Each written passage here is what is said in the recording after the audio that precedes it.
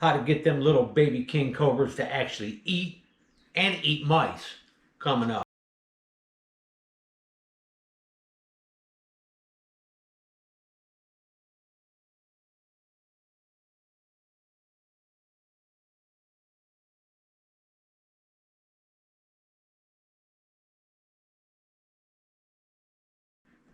Baby king cobras. They're a pain in the butt, but we know how to get them eating.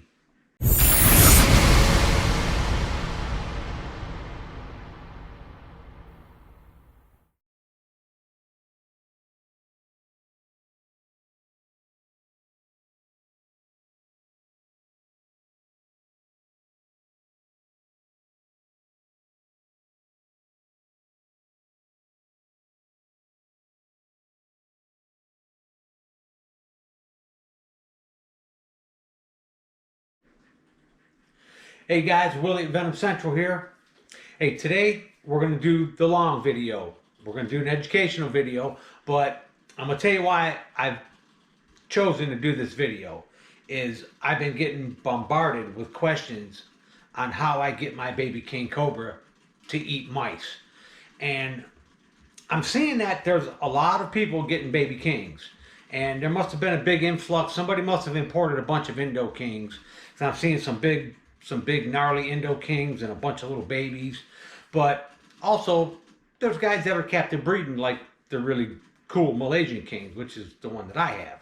But I'm going to give you the step-by-step how I do it. Okay, now I've done this many times. I've raised babies from out the egg to adult, and I've got a process that works. Okay, and it's a pain in the ass, and I've taught myself how to do this, what works and what don't through the years, but I want to share this knowledge with you guys. I mean, right now he'll eat anything. I've got him, he'll eat snakes, he'll eat mice, he eats anything. And that's idealistic, that's what you want. You want your king cobras to eat what you feed them. But you're dealing with a snake with millions of years of snake eating, Ophiophagus, ingrained in their DNA, so it's not easy to do. It's a skill set to get them to do this, and it's trial and error. You know, I put up an Instagram post of my little baby king when he was still he was that big and he was still banded eating pinkies, you know, and then everybody started DMing me. How do you get him to do that? What's your trick?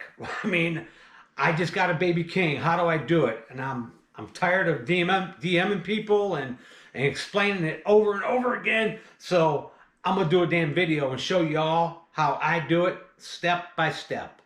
I'm going to start from the beginning and take it to where you can just hand him damn mice and he'll eat them. So, class is in, guys. Hang in there. And we're going to get started. Okay, guys, and to start out, I'm just going to show you how I set up little king cobras to start as babies. Now, you can see our little guy in there. And he's already losing all his baby colors. He's got adult colors already. And he's growing like crazy. But I start these guys out, okay? I keep them with a good high humidity, about 65 to 75% humidity. Okay, I don't keep them wet though. I mist the walls of the enclosure. And I keep them anywhere from 81 to 82 degrees. All right, now he's got a hot spot up there underneath that little lamp. And that's at about 85. Now, notice something. See where he's at? He's up in the trees. I raise baby king cobras arboreal. They do really well getting raised arboreal. I'm getting a glare in there. Let me do this. Okay, but anyways, they need space to cruise around. And I'll still give them a high box down in the ground, but I give them a lot of high climbing limbs. And that's where they spend the remainder, I mean, most of their time. They spend a lot of time up high. I truly believe that wild baby king cobras live up in the bamboo thickets and try to stay the hell off the ground so they don't become, you know, eaten by something themselves. But anyways, they seem to do good getting raised arboreal, okay? And now he'll get a nighttime drop. It'll go down to 77 degrees in there at night. So daytime highs, nighttime lows, good humidity, and give them a lot of stuff to climb on where they can get up off the ground. That's your first mission for keeping baby kings. Okay, guys, to get these baby kings started, now there's all kind of king cobras. I mean, there's a bunch of different little subspecies of them, and I mean, there's the Indo kings, there's the Malaysian kings, which are the ones that are most sought after. Chinese banded kings, the Western Ghats kings that come from the mountains in India, and let me tell you, they're all pretty much the damn same when it comes to eating. They are ophidious, just like the king cobra's name, Ophidius hannah. It means snake eater. And getting them to eat rodents is ideal because it's hard to feed them snakes all the time. It's hard to get snakes as a food source all the time. And I like my king cobras to eat snakes. I mean, I dig it. That's what they should be eating. But, you always run the risk of transmitting parasites to your king. You always run the risk of running out of food source. So the thing is you got to get them on rodents, And once they reach a certain size, that when my kings hit that 8-9 foot mark, I get them on turkey necks. I get them to eat damn turkey necks, along with rodents and snakes. I like to vary their diet. And I've raised several king cobras to monsters, trust me.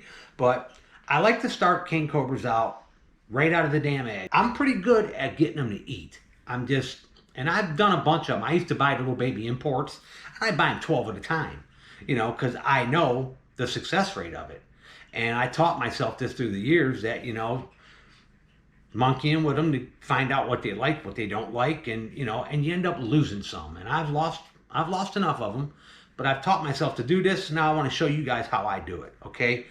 Now, like I said, I've got the Malaysian king cobra, and that's the sought after king cobra. Everybody wants Malaysians. They get big, they're pretty, and the Indonesian king cobras are cool, but a lot of guys kind of turn their nose down at Indo kings. They think like, well, that's the cheap king cobra, but they're cool too, still cool king cobra, but you kind of get the Indo kings when you can't afford the Malaysians.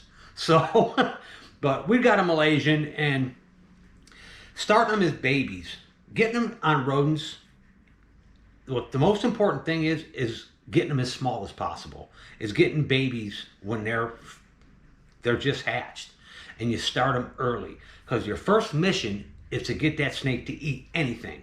A lot of them have to get assist fed, and that's rough on them. They're small, they're delicate, you got to neck them, and you're pushing stuff down their throat. And some guys do it and it works, and they do it for a period of time until they start eating on their own. I don't believe in doing that. I'll do it if I absolutely have to, so I don't lose the animal. But the way I do it is I work on their natural instincts first. Get them to eat on their own. Make sure their conditions are right. Keep them set up proper, okay? And get them to eat on their own. So you want to start with a prey item that he's familiar with. If you've got access to any kind of baby Asian vipers, if somebody lost a litter, I'll tell you what works well is corn snakes. Baby corn snakes works like a charm on all the kings. And that's always my go-to snake, is baby corn snakes. I start the new hatchlings out, a live baby corn snake. Small as possible. Because if you leave a live corn snake in a tank with a king cobra in a cage with a baby king and a baby corn, you may not believe this, but if that baby king doesn't eat that corn right away, that corn snake will eat that damn king cobra. I've seen it. It hasn't happened to me, but I know 2 people that it's happened to. And I believe there was a post just on Facebook that somebody posted of a corn snake eating their baby king cobra. And people were like, man, that's hard to believe, but it's true. That's why you gotta babysit them. If you're gonna put a live snake in with that brand new baby king, you gotta sit there and watch that whole process. If he doesn't take it within 20 minutes, you remove it. Because ultimately, the corn snake's gonna make a meal of that little king. And then there goes a $1,000 snake into a $30 snake. But anyways, so I'll start out with a live one. And if he responds and he takes that live one right away, great. Because then I know I can take the rest of them and throw them in the freezer and start with frozen thawed corn snakes. We'll start out with this. We'll start out with a little frozen thawed corn. And then after 3 or 4 meals of this, okay, that's his natural instinct, is that smell. Okay, that smell is what triggers a feed in him.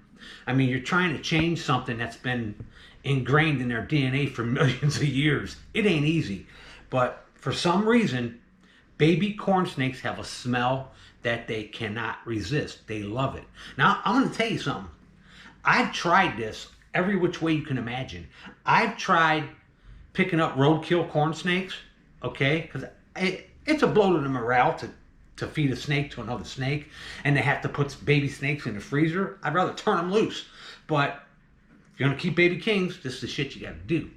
But I've tried roadkill corn snakes. Go out and pick them up off the road, throw them in the freezer, skin them, use a fresh corn snake skin, tied in little bow ties around pinkies, around fuzzies, and they won't eat it. They just ignore it. I mean, I swear to God, they won't eat that smell. They don't like that smell of that adult corn for some reason. But a freaking baby smell, something about the smell of a baby corn snake, it's got to be really resembling their natural prey. They'll tear that up. So this is what I do. Once I've got him, he has eaten a couple of live babies. Then I got him eating a couple of frozen thawed babies, okay? What I do, now, here's another little trick. Sometimes they won't take the whole snake. They won't take this whole baby corn. What will get them started on the frozen thawed ones is cutting them in half. Or putting the baby corn snake in there and opening its mouth like this. Literally opening its mouth and leaving it so its mouth is open. It's something to do with the smell of the inside of that snake's mouth, because they'll go and start right on the head. Or I'll start cutting these things in sections. I'll clip them in sections and give them pieces. They seem to do better with pieces than a whole snake. I think seeing that whole snake sometimes intimidates them. So I'll put pieces in there. And they'll start at that meaty end where you just cut it off at. So try smaller pieces. Try leaving it in overnight. Try draping it over the limbs that you got in his cage. All that works, okay? If he doesn't take it off the tongs, just set it in there and give him peace and quiet. Let him smell it out and do it on his own. But to get him onto rodents is a whole new adventure. Okay, so once you've got him eating baby corns, the trick is you want to be able to send him over to rodents, to a good sized pinky or a fuzzy, and these are like right before they start getting hair. But I'm going to show you a trick that I've taught myself through the years to actually get the most out of a corn snake, because he's going to keep eating corn snakes if you keep throwing them to him. I mean, once they get that first corn snake into them, they love that smell, and that's what trips their trigger and spurs that natural instinct to trigger a feed. But I figured out that cutting them into pieces, they'll eat them like that too, and if they don't like them in pieces, I skin them back a little bit. Okay, just a little bit of, I'll actually skin that little corn snake back a little bit, and they'll always seem to start at that skinned area. Then they'll take the snake down. But so you end up running out of corn snakes is the moral of the story. But the thing is you need to be able to use that skin, and a lot of guys use a shed skin, okay, and they'll make like little sushi rolls out of pinkies and shed skins, and it does work. But the problem is it, for me, what I found out is it only works with a fresh shed. I mean, one that's still slick with the emollient from that snake shedding, and then it'll work. If you've got a shed just hanging over somewhere and dried out, it doesn't work. It doesn't work. Fresh shed works. But so what I do is I start using pieces of the corn snake and just cutting it in smaller sections and feeding them smaller sections, and then I start adding my mice to that small section of corn snake. And you're wondering, well, how the hell do you do that? You can't stuff it into a little thing. I got a system that works, and I can get like this corn snake, I can get 10, maybe 15 meals out of this guy and rodents into my little king. I'm going to show you exactly how I do it. Okay, now that's a hatchling corn, and it's actually pretty good size. All right, now what I'll do is, now since I like my little kings to eat both, and now he gave me a problem. I've already got him eating rodents. He'll eat rodents without doing any of this. But I just got in a batch of little corn snakes from a buddy of mine, and because I like him to eat snakes too. So I'll section this guy out, okay? Like this will be a feed for him, okay? That will be when I give him a snake feed. Now mind you, I feed my little king, I mean he eats every 4 or 5 days. Okay, that will be a snake feed. I'll give him that and he'll eat that. Okay, and then what I'll do is, this right here, I'll cut off just a little section of that. Say that big. I'll cut off another one of that. Say that big. Those are going to be added to my rodents, okay? And then this, I can just keep doing sections all the way down and get maybe 10 more of these out of this. So what I'll do is I'll refreeze this, okay? We'll save that for his next feeding. Now, the way I do this, because I've tried skinning them and wrapping the skin around them and tying it, it don't work. Little King Cobras, I've had them actually untie the skin and just eat the skin. I mean, you would think that it's an unbelievable feat, but they do it. I mean, so what I do is, I'm going to set this down here. It's okay. Now, and you got to get the right size pinky or fuzzy and the right girth of the corn snake, because you're never going to stuff this over this thing's head, okay? But notice, still got the meat and that's the smell that they like. That's what I believe. But I'll take this right here and I'll slip that right into my tweezers, okay? Like so. And I'll stretch it out, okay? I mean, it's very elastic. Snake skin stretches like crazy, okay? And I'll turn it around and stretch it out real good to where it's big enough now to go over the head. I'm going to cut that little piece off there.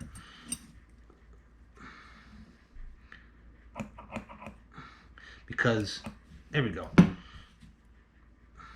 So, your tweezers, stretch it out, and now what you do is, now this is important. Okay, now, you take your little rodent, and I clip his little front legs off, okay? And let me tell you, before you start this process, wash your hands real good. Soap and water, rinse them off real good. Because if you got a different scent on your hands and you're touching this stuff, he won't eat it. Their smell is really acute. So if he smells something different on that, he'll turn it down. So then I stretch it out real good. I grab my pinky right on the head like that, okay? And I slide that right over. And I make a perfect little sock out of that guy, okay? And look at that. There is a perfect little food source for him. Now, my little Malaysian king, he'll eat these pinkies without this, but I've got him back eating corn snakes. He'll eat both. I mean, I've got him, he's solid. He's rock solid. He'll eat snakes, he'll eat pinkies, he'll eat anything. But he prefers snakes. I'll tell you something. You watch, when I go to feed him, he's going to go right for this. He's going to go right for that snake smell first. And I've done this experiment where I put a snake part in there. I put a couple pinkies in there. He goes and eats the damn snake first every time. He'll always eat the snake first, and then he'll go over and eat the pinkies. And there's a perfect little meal for him. Okay, and we're going to give him 2 today. All right. Slide your closed tweezers. Am I in frame there, baby? Slide your closed tweezers inside that and stretch it out and open it up. And you can pull on it a little bit. Believe me, you're not going to rip it. It's pretty strong. Here's my other one. Okay. And line that up perfectly like that. Pull that right over. Just like that. And there is number 2. Okay, and that's a pretty good meal for him. Now he'll eat 3 or 4 in a row. But he just ate like 2 days ago. So I'm only going to give him 2 today. And then this will go back in the freezer. That'll be a next feeding. And like I said, I can get 10 more meals out of that, okay? If he was still on snakes. But I've got him to the point where he'll eat pinkies, he'll eat snakes, he'll eat whatever he wants now. But it's a pain in the butt getting him there. And that's why it's important to get, if you want your king eating rodents, to get them as small as possible. And training them when they're little. Because once they hit that 5-6 foot mark, and you get them imported Indos and imported Malaysians, they've been eating snakes for a year. And that's just ingrained in them. And it's hard to get them onto rodents then. It takes quite a bit of work. But like with the Indos, stay away from the big ones. The big wild-caught imports, big wild-caught import Malaysians, but especially the Indos, they come in really parasited up. They come in beat up. I mean, they suffer. They actually suffer. I mean, if you've seen how these guys catch these things, they noose them. I mean, they come in scarred up. They come in noses rubbed off from being in a bag, in a box for weeks on end. And them snakes are ruined. I mean, they'll come in and they'll look good. They'll be big and thick and that, but give them 8 months, they just start deteriorating. And if you don't know how to treat them, if they don't have a big space to get comfortable in, and if you ain't got a supply of food, I mean, you should have 100 snakes in the freezer if you're going to keep a king. That's just a given. You should have 100 food sources for that snake put aside if you're going to take a wild-caught king into your collection and take care of him. Because he's not going to eat rodents. He's not. A big Malaysian or a big Indo, they're not going to take rodents. It's going to take you years to get him to eat a rodent. You can tie rodents to snakes and all them tricks, but it's just, they're ingrained. And you're not, it's like you can't teach an old dog new tricks. That's true with a big old King Cobra. But the babies, when you get them as babies, it's easier. It's a pain in the butt, but it can be done. Okay, guys, before we feed him his little rodent with the skin on it, we're going to pop in a clip of him eating snake pieces, okay? Because I want to show you this in sequence. This is how you want to do this. And notice in this clip that he's still got his little bandings on him. He's still got his baby color. And that's when he was still eating nothing but snakes. So in this clip, you're going to see him eating a snake piece, pretty big snake piece. And then we're going to come back and I'm going to show you him taking the food we just prepared for him.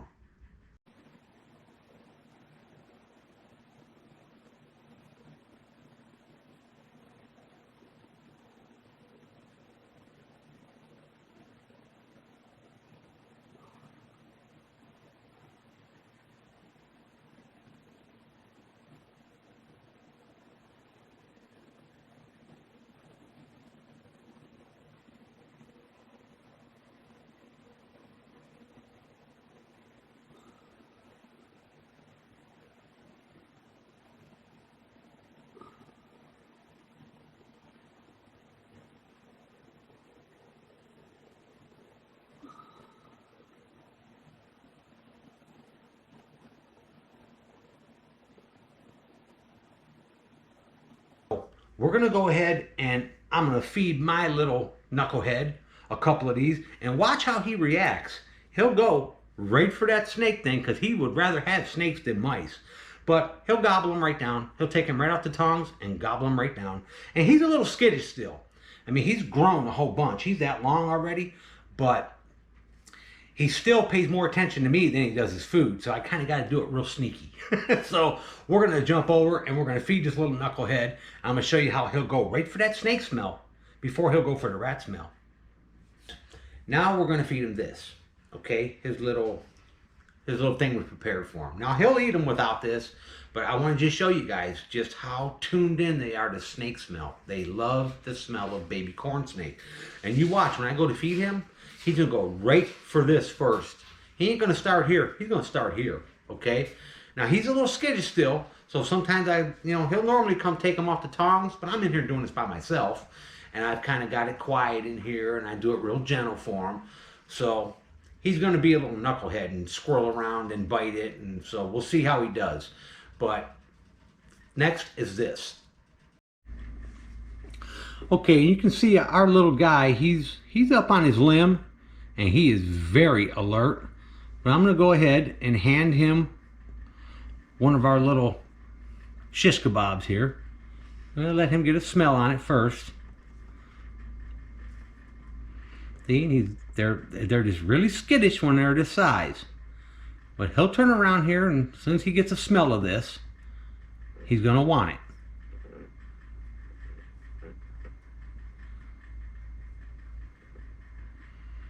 And you kind of got to be patient and be still. See, now he smells it. He's like, oh, okay, that's my favorite thing. That's a little baby corn snake smell. Like, I'm going to take a bite of that.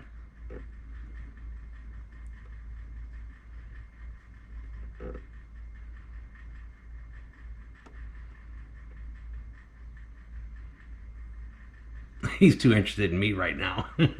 Little shit. No, that's my finger. No, that's not what you want. You want this. You want this. We're going to let that sit right there for him. Now, he might go to the ground. Let's get him to the ground. Get them guts off of there.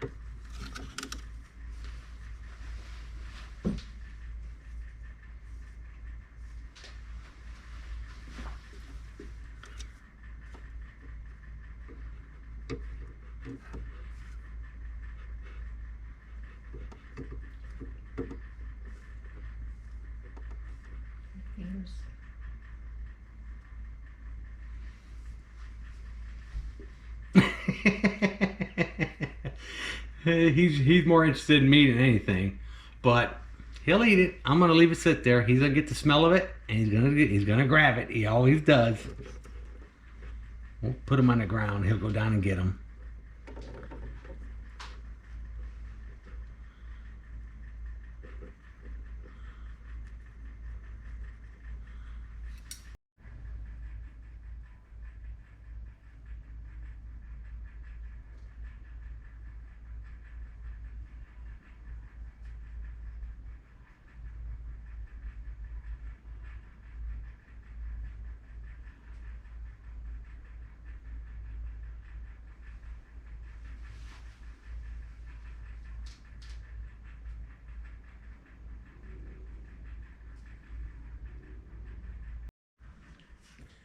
I tell you, it's been one of them days.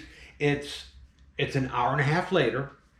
We feed that little knucklehead. Of course, he gives me a hard time, but he eats. And so I figured, well, we'll pop the camera up, and because he's not going to take it off the tongs for me today, I set him on the ground, and he come down and set the camera up in front of him. He starts eating. I said, okay, let's back out, let him eat, let the camera film it. We'll come back in 10 minutes. We come back in 10 minutes, and the freaking camera's dead. So all you got to see is a part of that where he grabs it and starts swallowing it. So anyways, now this video is killing me, guys. We've been working on this video all damn day. So now we're going to pop in what you ultimately want to succeed in. You want him eating just rodents. So we're going to pop in the video of him eating just a rodent.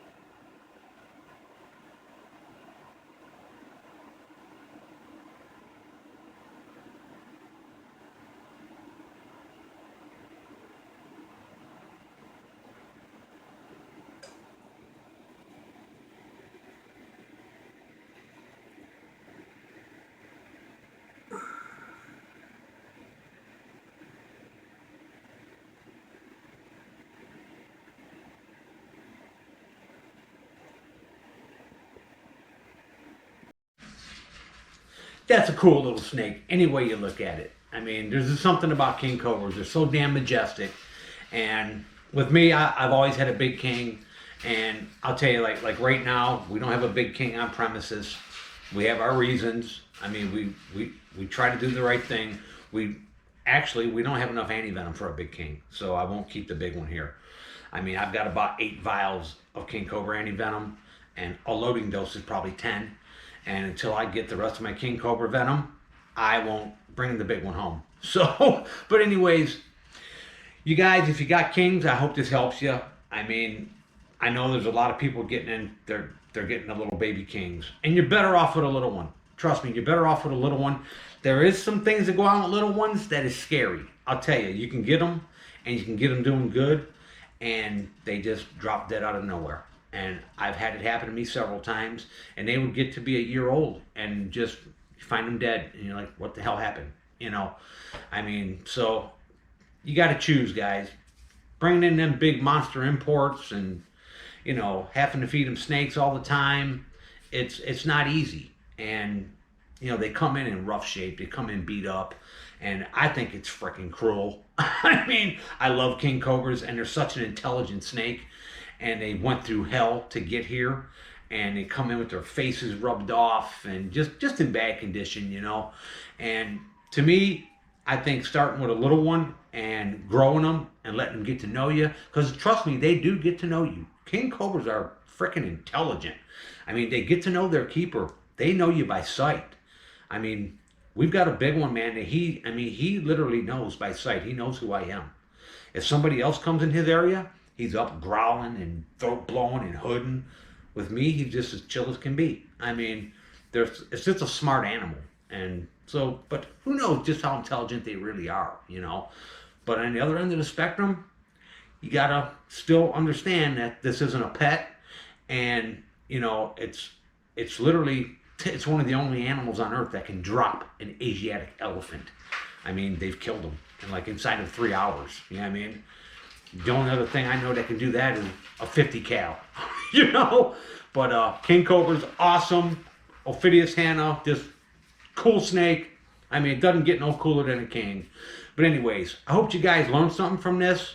I've been planning this video for quite a while. I've been getting footage of the little king eating in all of his stages to do this video. That's why I've been videoing him eating the snake parts, and then him taking the scented pinks, and then ultimately eating rodents, you know, because that's what you want as your end result. You want to be able to have food source for your king cobra constantly, because getting a big wild caught king in, you better have 100 snakes in the freezer to keep him sustained while you're looking for your next 100 snakes. So anyways, I hope you all learned something from this. This video has actually been 3 months in the making. So anyways, if you're new to the channel, hit our logo and subscribe. And come on back to Venom Central. And this is Willie checking out. Later.